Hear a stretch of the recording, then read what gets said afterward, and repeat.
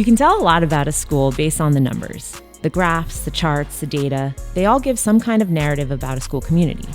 Numbers and spreadsheets are fine for the reports and the accountability and the records, but they don't capture the actual energy of what's happening in our schools. They don't show the grit, the imagination, or the sheer talent that I see every time I walk through our buildings. I am Dr. Xanthy Karamanos, proud superintendent of Leonia Public Schools, and this is Leading Leonia. This podcast gives an authentic look at the people who drive this community forward. Our students who will change the world, our staff who are building the environments they learn in, and the community who's working right alongside us. We're here to show you the real work, the honest, the innovative, and the sometimes surprising work that it takes to build a school community we can all be proud of.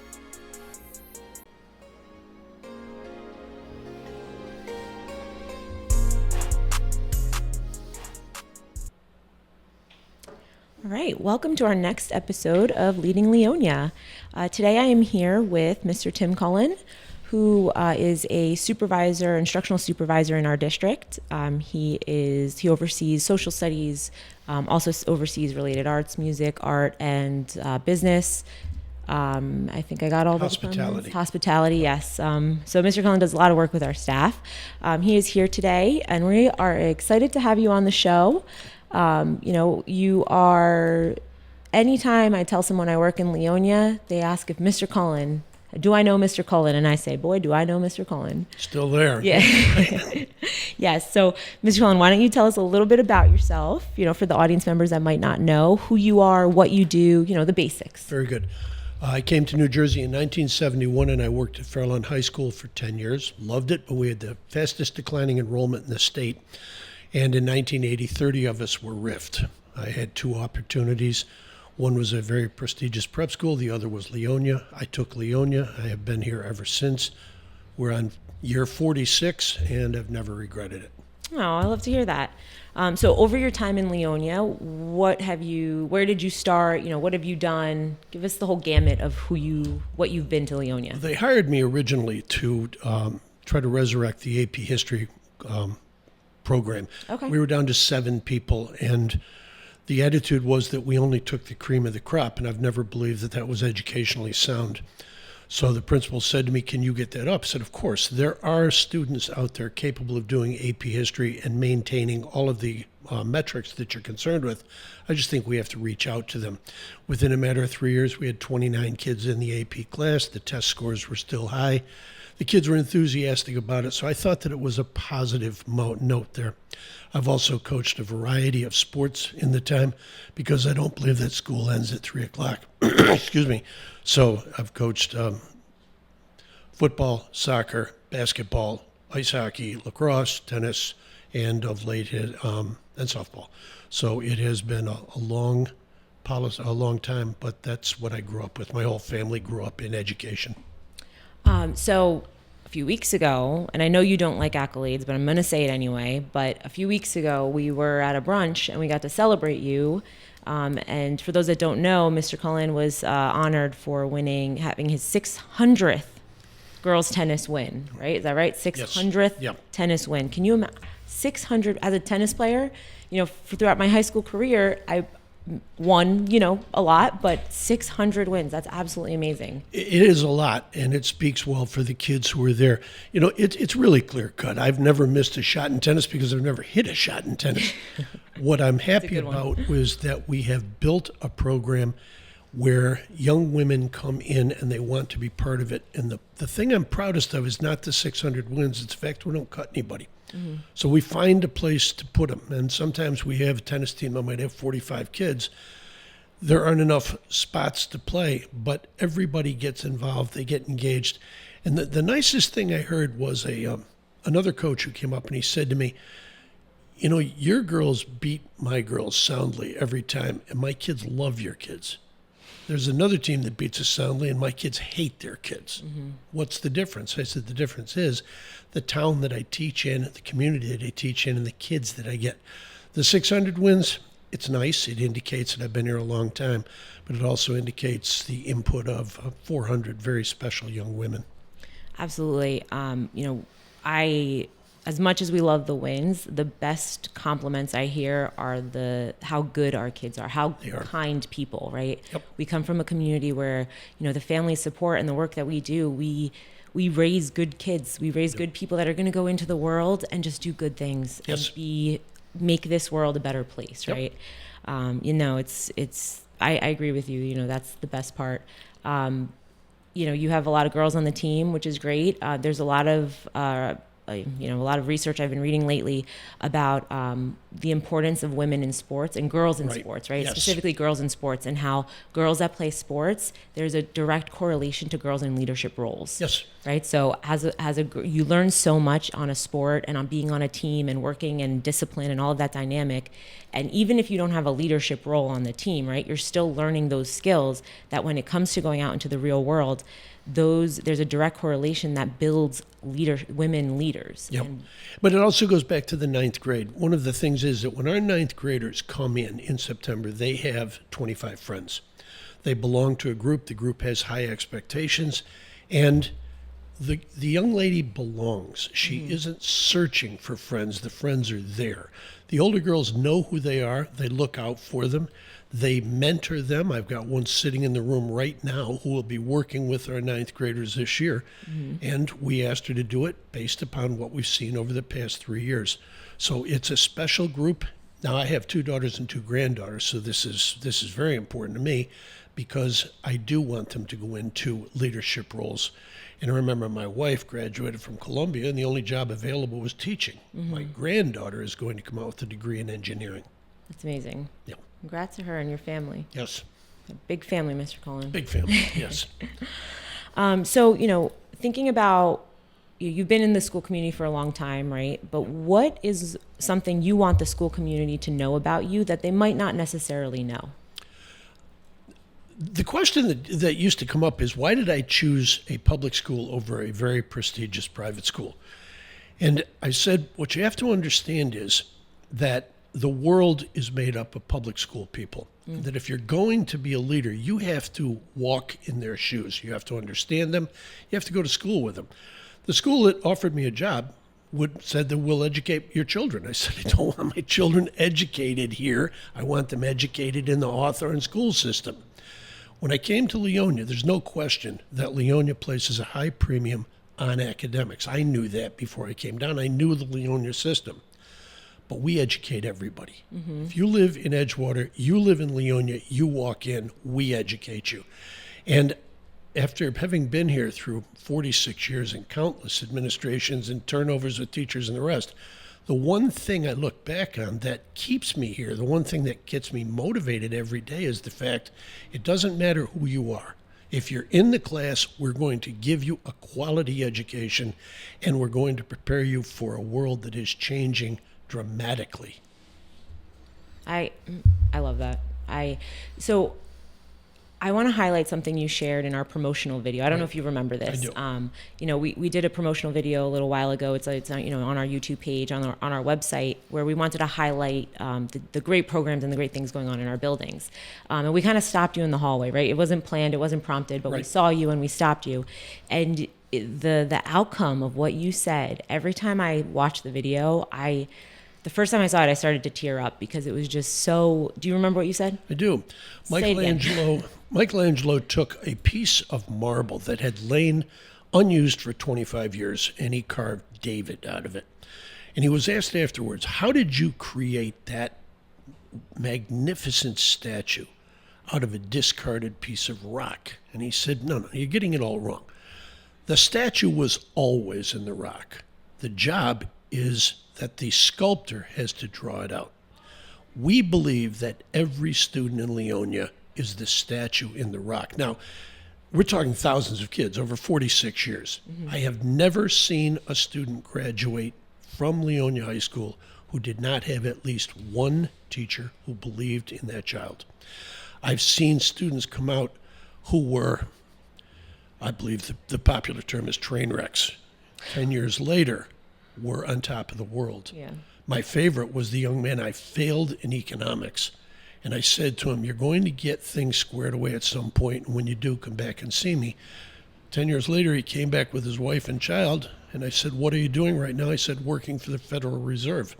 I mean, the irony was hilarious, but we've got a staff that believes in our kids. Now, it's not naive. It's not Pollyanna. We know when they're out of line. And if it's necessary, drop the hammer. Yeah. We believe in the kid. We believe that statue was there. Absolutely. Yeah. I mean, listen, there's times we can still believe in them, but still have expectations, right? You have to. Yeah, absolutely. Otherwise, we could be running chaos if we don't have Right. expectations and, priorities and set. Right. And so,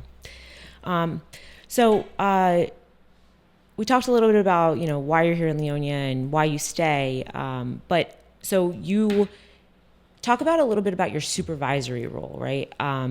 What has been, at what point, or maybe when, did you decide to take the leap from teacher to supervisor? Like, was there a specific moment that really, took you to that role, or, how did that come about? One of my colleagues came in and told me if I didn't do it, he was going to break my arm.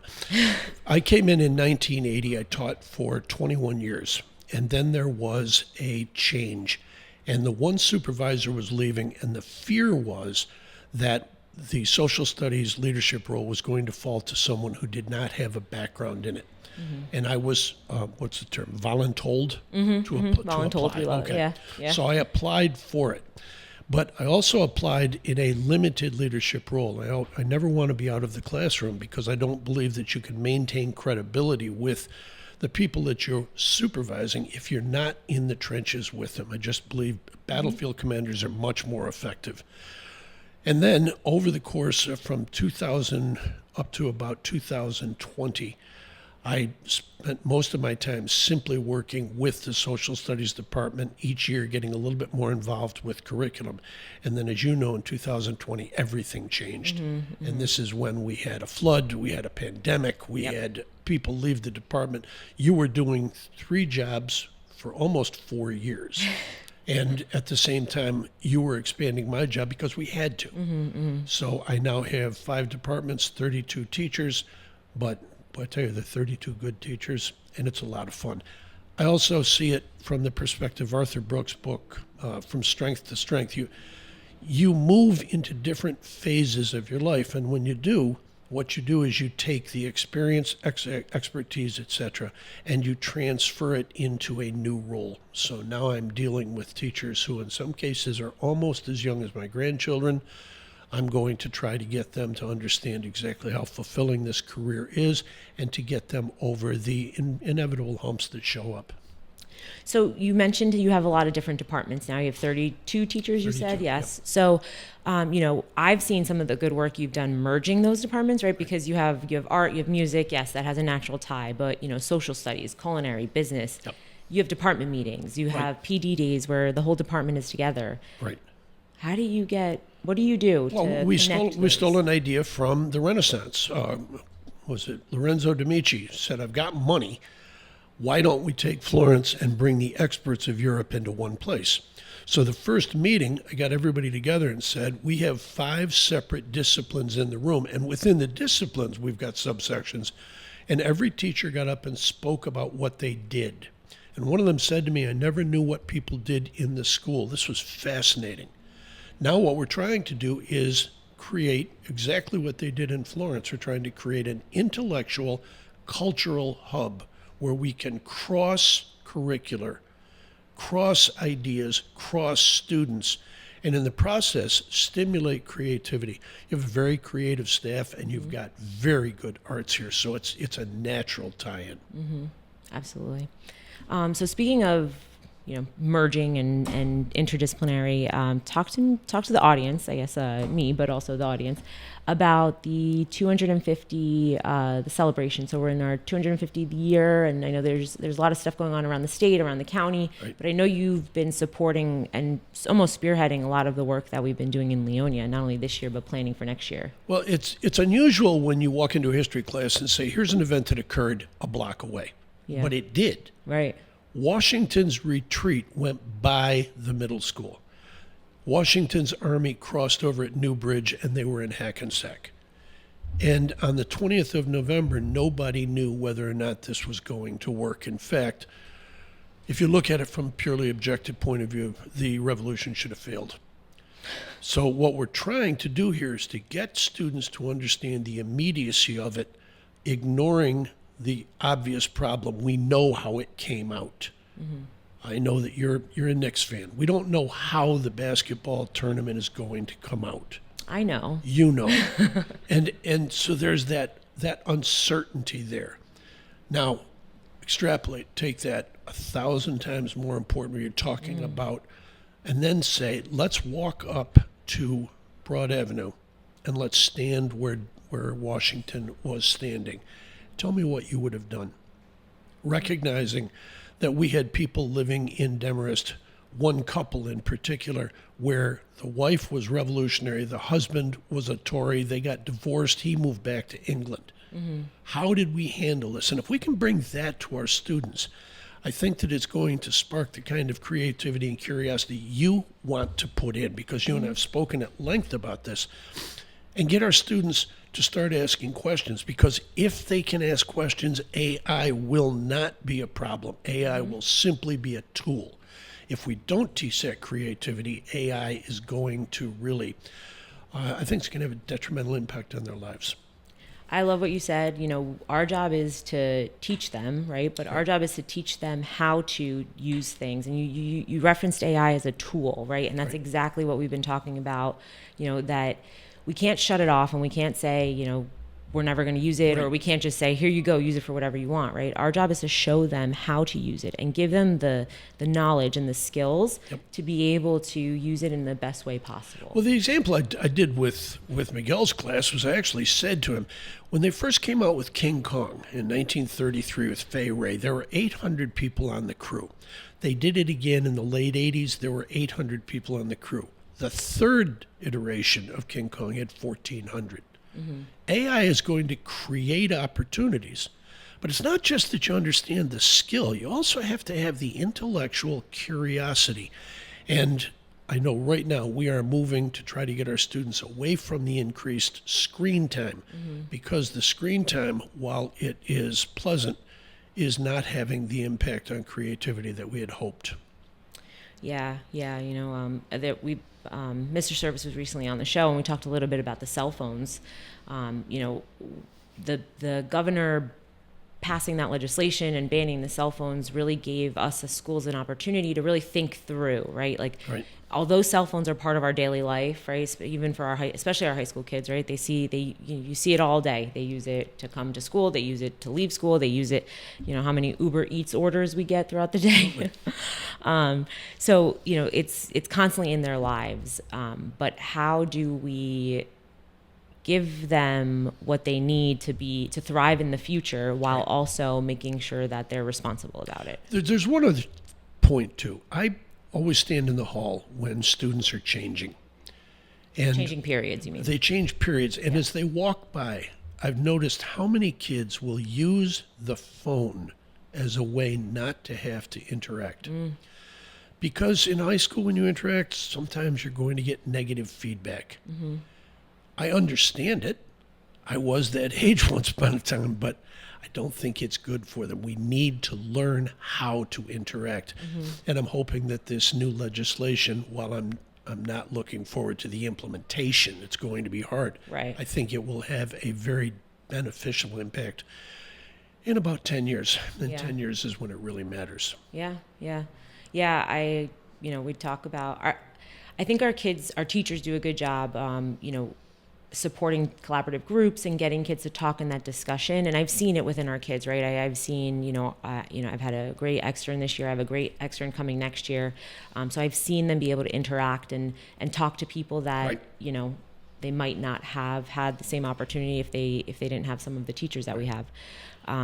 But I'm curious to hear a little bit more, to dive in a little bit deeper with the teachers about what exactly those groups look like. Like I remember, being a fourth grade teacher, September coming, my kids, when we started group work, and I had to prompt them a lot with, how do you talk to each other? Yes. Like if you might share an idea that I disagree with, how do I disagree with that and explain myself, and we can have an intellectual conversation about it without, getting mad at each other or being disrespectful in any way. And then on the same side, how to even share my opinion, right? I always had to prompt them on like, with question prompts of like, I think this, or I feel that.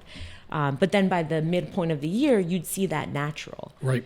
So I'm curious, I would be curious to hear from the teachers, and maybe you have, you've seen the change over time of, almost pre-COVID and post-COVID of how kids were talking and how they are talking now.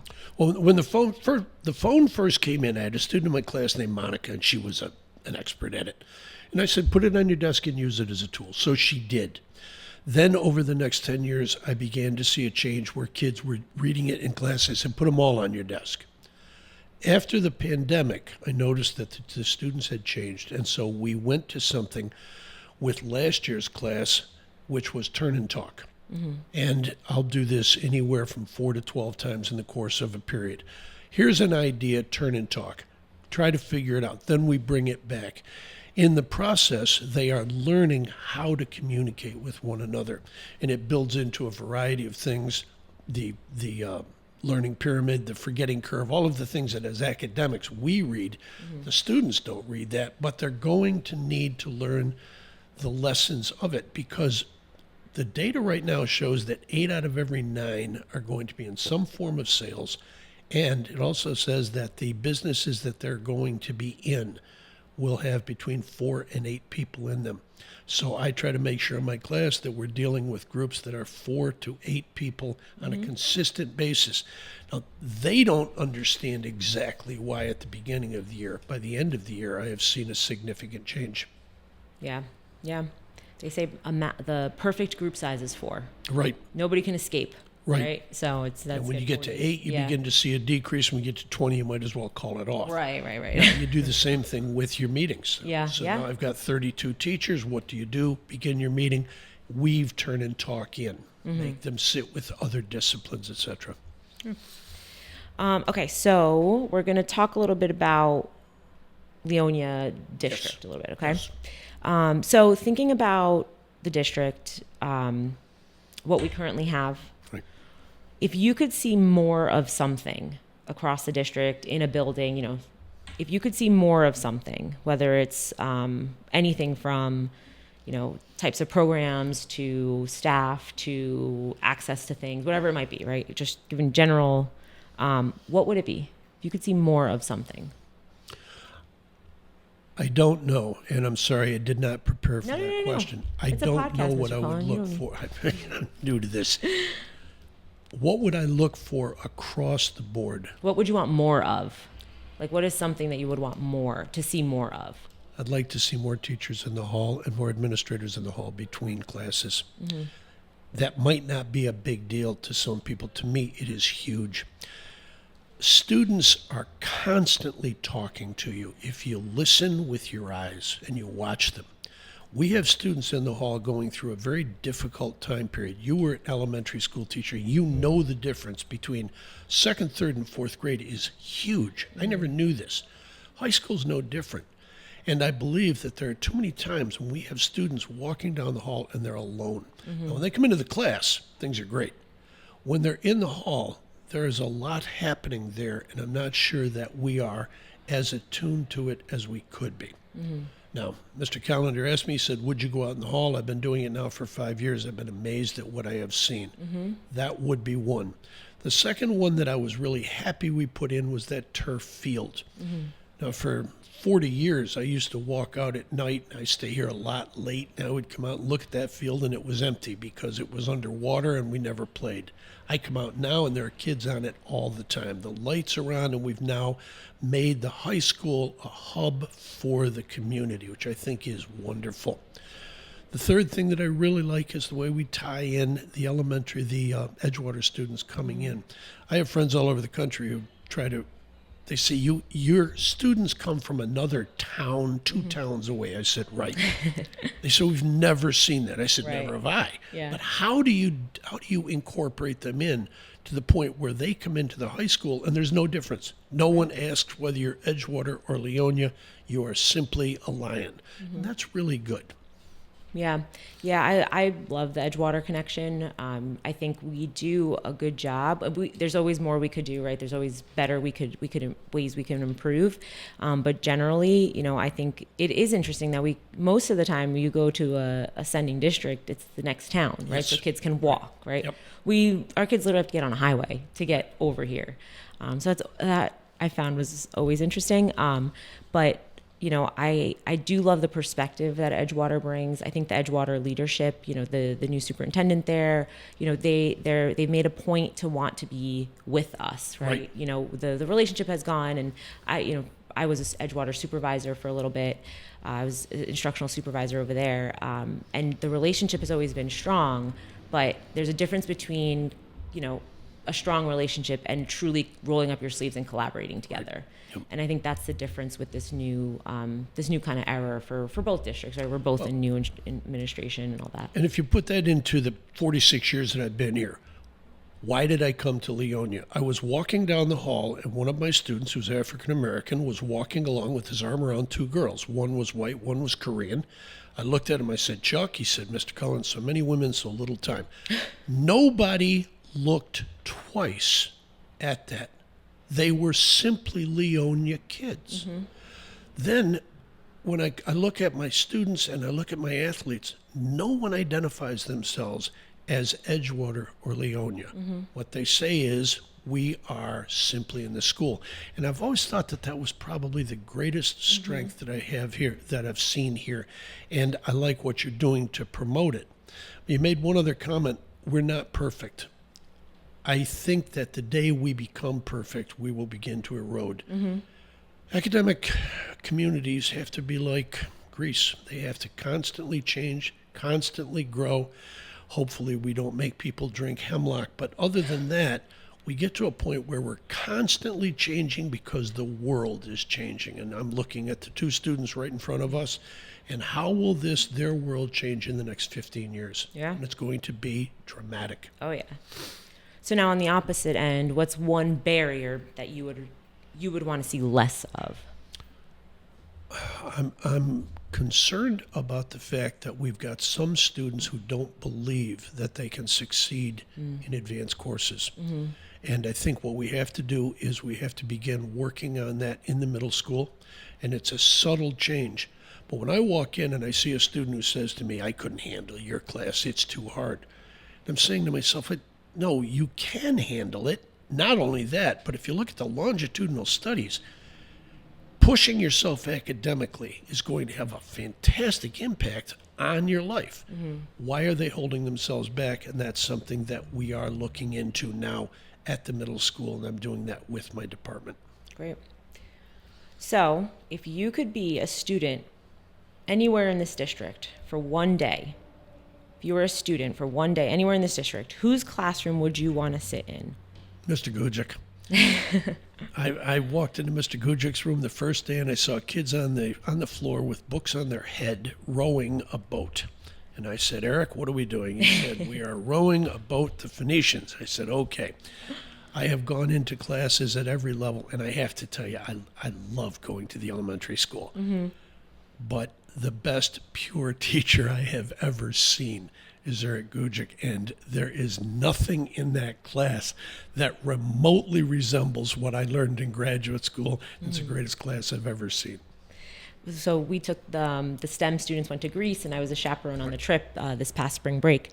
And when we were going through the different archaeological places, and we were talking, the tour guides were talking about a lot about mythology, ancient Greece, all of that. Kids were starting to remember so then they started talking about the Olympics, the Greek Olympics that they did in sixth grade, and who they were. Were they the Spartans, the Athenians, the Corinthians? Like who were they in these Olympics? It was so, I felt so much pride in what our teachers do that I had emailed Mr. Gujic and Ms. Castaldo and Edgewater, because Edgewater and they do a good job mirroring content. So that way, when they get to seventh grade, they've learned they've done the same thing kind of in sixth grade. So I emailed them both when we came back, and I was like, I hope these kids remember that. They remember everything you've done. And although in the moment it feels like, maybe it's, sometimes we get frustrated, sometimes, you feel like a little bit defeated if, things don't go, lessons don't go the way you want them to. But the kids remember, and the feeling that the kids felt, you could feel it coming from them. Well, if you have somebody who listens to the podcast and wants to come in and sit in on a class, send me an email and I'll give you a list of 25 teachers. They are good. Yeah, we've got some great staff here. Okay, so we're going to wrap things up here. Yes. I have 2 final questions for you. Yes. Okay, so I ask this to all of my guests. Who would you suggest be an upcoming guest on this podcast? Who do you think the community should hear from? I think you should hear from Mr. Parada. Okay. Steve Parada is one of the best teachers that I've ever met, but people don't know him. He's the athletic director. If you know his background, he began working with handicapped children, students with multiple needs, and he understands teaching about as well as anybody I've ever seen. He then weaves that into our athletic department, and he is the quintessential teacher. So while you don't see him often in the forefront, he's like the great umpire or great teacher. He's always in the back. He knows every student in the program, and what I'm impressed with is how he will individually intercede for those kids quietly with the coach. No one knows it, nobody sees it, but the impact is fantastic. Amazing. I'm glad you said that. He's been one of the people that I hope somebody says, because I think he has a lot to share and a lot of good to bring to the community, for the community to hear, right? The purpose of this podcast is for the community to get an inside look into what we do here, into the people here. Okay, so last question. Like many great projects, this podcast started as a star on my whiteboard. It was on my to-do list. It was starred as very important, get this done. And, my extern took it upon himself to get this launched for us. Correct. So what is on your whiteboard right now? What is your next big dream? What's that star on your whiteboard right now?